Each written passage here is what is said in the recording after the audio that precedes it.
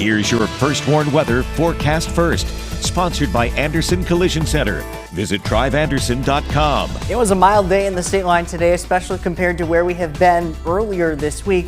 Many spots seeing temperatures in the upper 30s and even a few spots not too far away from that 40-degree mark. That was all thanks to a stronger southerly wind coming out of the southwest actually today, which is what helped to draw our temperatures up. However, there was a cold front that passed, bringing a few flurries to southern Wisconsin earlier this evening, and now the clearing sky left in its wake will allow for those temperatures to drop a little bit further, down back to around 10 degrees for that overnight low. Pretty quickly seeing those numbers fall through the 20s and into the teens and eventually down near that 10-degree mark. But we rebound pretty quickly again, not too far away from tomorrow. Just how quickly we could see temperatures even reaching close to 40 degrees again, coming up in your most trusted forecast a little later.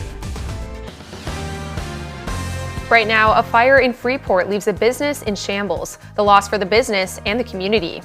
Plus, local advocates help residents stay informed on immigration policies, how to identify ICE officers, what to say if stopped, and more. And concerned citizens wanting a voice in their town, how residents are responding to issues with the South Beloit Fire Department. From Fox 39, this is Eyewitness News at 9. Good evening, I'm Rianne Weil. Thanks for joining us tonight. Tonight, a woman is dead after police say she was involved in a two-car crash early this morning. Around 9 o'clock, Rockford police say they responded to a crash on Dempster Road and East State Street. The crash closed part of East State for about 3 hours. Authorities say the accident left a 33-year-old woman dead. The victim's identity has not yet been released, but we are on top of the story and will update you as we receive new information. And a Freeport business is considered a total loss after it was engulfed in flames. We told you about this last night. Freeport Fire responded to 1017 Southwest Avenue around 6 o'clock. Tonight, officials say Knowlton Motors was destroyed. Several other fire crews were on the scene assisting. Estimated damages are unavailable at this time. A neighbor was treated for smoke inhalation and was released on the scene. Authorities say the building next to the business also experienced some damage. The fire remains under investigation. A local club is remembering a Scotland poet by keeping his memory alive. The Rockford Burns Club held its 164th annual Burns Night, honoring and remembering Scottish poet Robert Burns.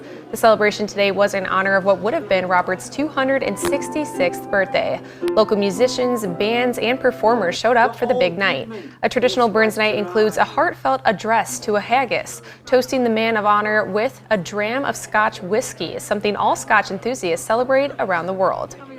His poems are about love and romance, and just they're just beautiful, and it really brings Scots together. Reading his poetry, doing Burns Banquet, where we recite poetry, we talk about the immortal memory of Robert Burns, and we just get together and have a really great time.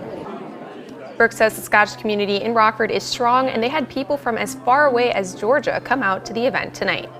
President Donald Trump has started his second term in office with increased immigration enforcement. A state-line church is hearing concerned residents and the possible impacts it can have on them and their families.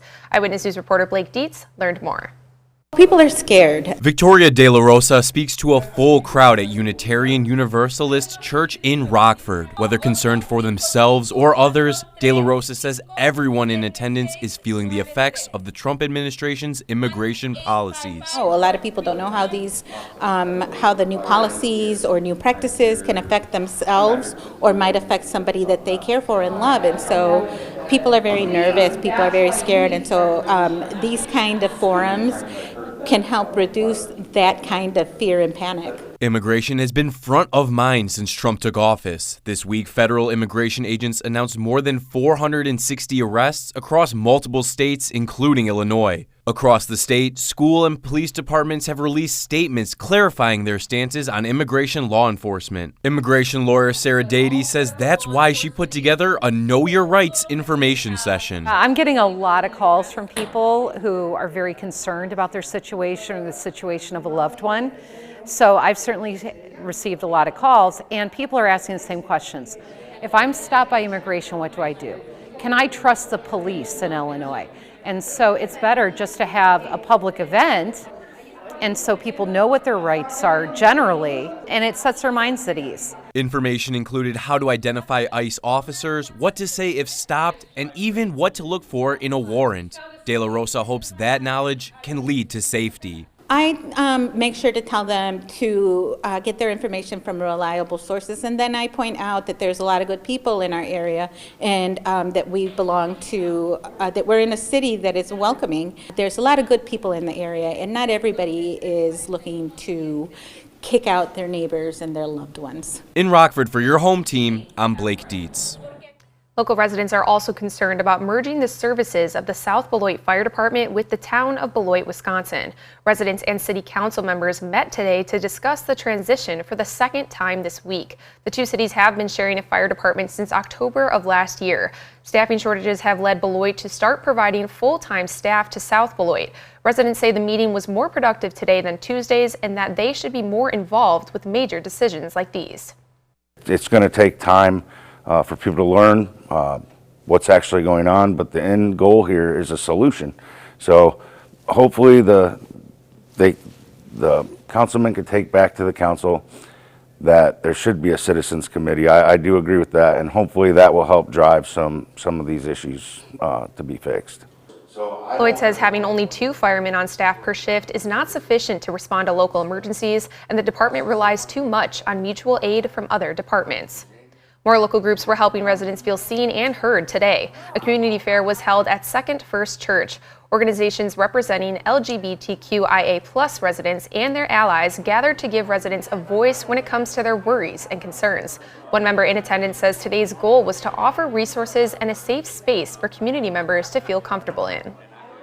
By a monthly meeting where we can gather to do some learning, to provide support, and then discuss how we can be advocating for full inclusion of those folks in community, how they work that through their own families, just a variety of those kind of things.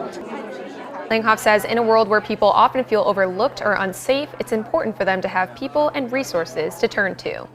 And the Liam Foundation has officially opened Liam's Boutique today. The free shop has clothing, makeup, essential products, and more to offer. It's located on the basement floor of the center in the city's midtown.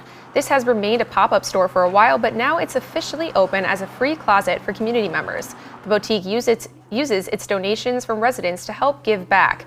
Organizers reflect on what the boutique's opening means to their customers.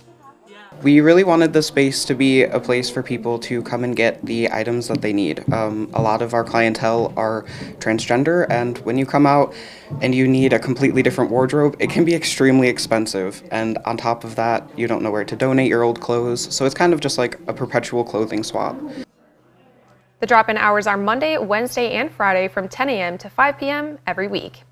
Coming up next, 4 hostages are released after being taken during the October 7th attack more than a year ago. When we come back, how their 6-week timer is ticking to release every one of them.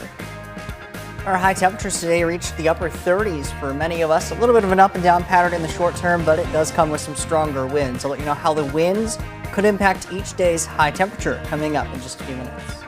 You're watching Eyewitness News, your home team, with Rianne Weil, Drew Collins, and meteorologist Jordan Wolf.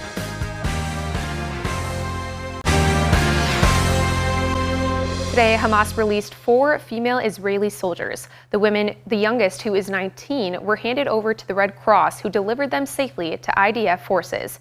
In exchange for their release, Israel freed 200 Palestinian prisoners. This exchange is the second to take place since the ceasefire took effect last weekend, ending the fight in Gaza for at least 6 weeks. Many are worried what may happen if these 6 weeks are over and not all of the hostages are released. Talks for Phase 2 of the ceasefire, which involves a complete Israeli withdrawal from Gaza, are set to start in February. And President Trump was in Las Vegas today to talk about his proposal to eliminate federal taxes on tips. Ending the federal taxation of gratuities was a campaign promise the chief executive made in the gambling mecca during his presidential campaign. The president carried Nevada this time around. More than a fifth of the jobs in the state are in the tip-heavy hospitality industry. Ending taxes on tips could be a hard sell. There are a lot of concerns about the staggering debt load the country is carrying. And well, it felt like spring out there today compared to the week we've been having. When we come back, meteorologist Jordan Wolf is in to tell us how long this warmer stretch may last. His full forecast is next. Now, your first warned weather forecast from meteorologist Jordan Wolf. It was quite a windy day across the state line today. We saw some peak wind gusts upwards of 30 miles per hour or more, and that was actually a good reason why we saw things as warm as they did. Those winds coming out of a southerly direction, generally speaking, and that's what helped to keep our temperatures a little bit on the milder side, seeing those afternoon high temperatures very close to actually where those winds were in our peak wind gusts. Our temperatures sitting in the upper 30s. 39 degrees was the high temperature in Rockford, 41 in Rochelle, also 39 in DeKalb, 37 in Monroe. That also then was followed by a little bit more of a cold front. That did produce a few very, very spotty flurries across portions of the state line, including many areas in Wisconsin. Not quite as many across Illinois. We didn't have nearly as much of the moisture or forcing combination required to produce those, but that cold front has started to draw those winds back out of a northwest direction. And that will help to draw our temperatures back down heading into the night tonight. So those winds will start to calm a little bit further here into the evening. Our wind gusts still sitting around 20 miles per hour by midnight, but continuing to decline from there. That does come with a cooling temperature, though, with a clearing sky following that front and those winds coming out of a northwest direction. Now we're down to 10 for that overnight low. So a big change from that afternoon high. But with the clearing sky and a little bit more high pressure, somewhat lighter winds, that's what allows for those numbers to fall as quickly as they will. It still will be chilly, and any quick gusts that we see will draw those wind chills likely down close to that 0-degree mark, at least for a brief time during those overnight hours. Heading into tomorrow, though, we warm back up to around 27. Still cooler than where we were today, but a partly cloudy sky and that breeze making things feel significantly cooler than where they were today. That wind this time around coming out of a west-southwest direction, gusting to 25 miles per hour, somewhat of a sign of things to come. So we do have that brief cool down for Sunday, but things will gradually be on the rise with warmer weather expected starting on Monday. And the reason for that is going to be very similar to the reason why we were so warm today. Stronger winds this time around, and one thing that I like to show is our difference between high and low pressure. All of these lines is an area of where we have that difference in pressure. The tighter that those lines are together, the stronger that wind can be as air flows from that high pressure to the low pressure. We had those lines pretty close together over the Rockford area for Monday and Monday afternoon, and that will lead to some relatively strong winds, sometimes even gusting close to 40 or even 45 miles per hour. Futurecast starts to show that off starting here with Sunday evening, those gusts approaching 20 miles per hour, then going into Monday afternoon. I do think Futurecast may be underdoing this just a little bit, but still showing off that potential for those gusts near 40 miles per hour may be possible, and a few spots possibly even a little bit higher than that. That wind does start to calm a little bit going into Tuesday, but the milder air will be set in place already with that. That southerly wind for Monday brings us back up to 41 degrees, but note that southwest wind gust 35 to 45 miles per hour. Milder air in place for Tuesday. Again, that west-southwest direction, but notice what happens with the wind direction going into Wednesday. It flips around to come back out of the northwest, and that helps to bring the temperatures back down again, seeing those numbers drop back down into the 30s. So that 7-day forecast showing that up and down pattern here in the shorter term, 27 to 41. Note the wind there for Monday and for Tuesday, likely holding on to some of that breeze for Wednesday as well. Temperatures, though, dropping for a few days, but we do have our next potential widespread rain chance, possibly mixing in with some mixed precipitation going into next weekend. All right, thanks, Jordan. Well, here's the next week's sports. He'll preview the NFL Conference Championship games, both the NFC and AFC. Now sports with Drew Collins. Rockford has a rich history of high school bowling. There's another great crop of bowlers this year. Many of them took to the lanes today in Dixon for sectional tournament action. Scott Leber joins us with more on that. Scott? Our top local bowlers were all at Plum Hollow Family Center Saturday, all with one goal in mind down in Dixon, qualified for the IHSA state tournament next week. We're going to start with Hononegah. This is Evan Crouch dropping all 10 pins. Lucas Wheeler here was Hononegah's top bowler with a .213 average. Hononegah, though, finished 6th as a team and missed qualifying for state. The Oregon Hawks came in with high hopes. This is Ethan Smice on the money. Next, it's Oregon's top bowler of the day, Gavin Sermo, nails it.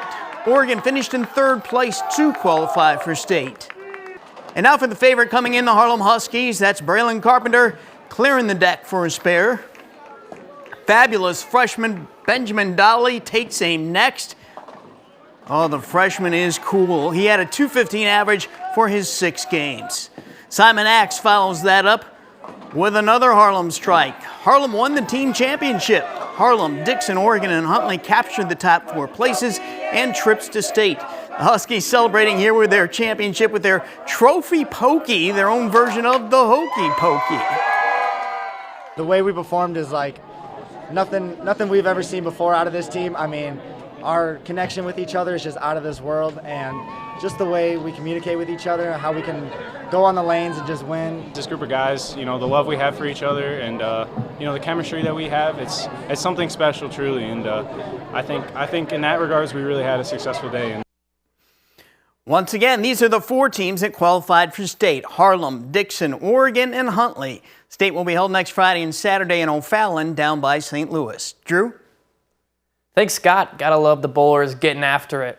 The Final 4 teams are 1 game away from the biggest one of them all. The Super Bowl countdown is so far away, yet just so close. 4 teams left and 2 must win tomorrow. The NFC Championship game will kick off at 2 p.m. The Eagles will host the Commanders. After that one, the Chiefs will host the Bills. That one will kick off at 5:30. Both the teams spoke ahead of tomorrow's games, and here's what they had to say. My wife was talking to me last night about the game, and she asked if she needed to be mentally and emotionally prepared for another heart-stopping finish. And I laughed, and I said, yeah, honestly, that's what gets our team rocking the most. Just be focusing on what I have to do. I don't really try to pay attention to the unnecessary things as far as the crowd and stuff like that. Like, they're there, obviously. Just really trying to embrace the opportunity and take advantage of the opportunity. Everybody's worked really hard this week and worked really hard all year to be where we are, and so we just want to take advantage of it. I think when you know who you are and you know what works for us, it's a lot easier.